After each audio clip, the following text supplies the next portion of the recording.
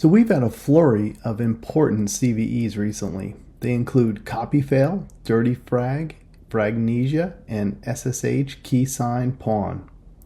So people have been asking me to compare each CVE. In my day job, I walk customers through the full demonstrations of the vulnerability, the mitigation, and the remediation. But for this video, I'm going to keep it simple.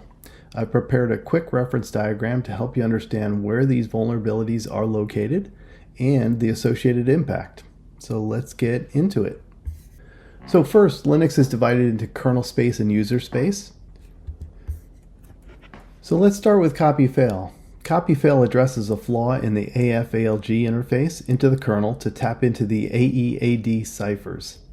The POC shows how one can exploit this interface to simply become root.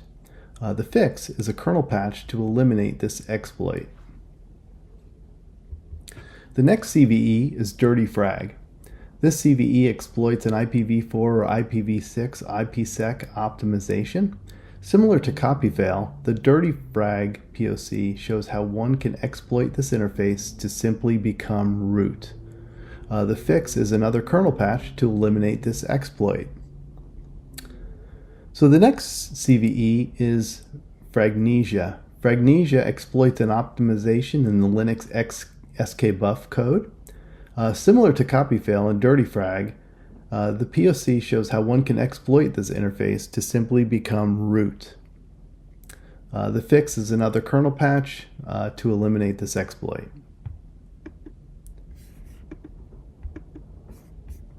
So Dirty-Frag also includes another CVE for distributions that use the RxRPC module.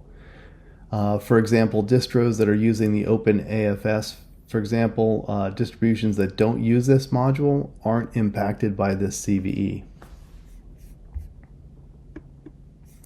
So the last CVE I'm going to talk about is the ssh-keysign-pwn CVE.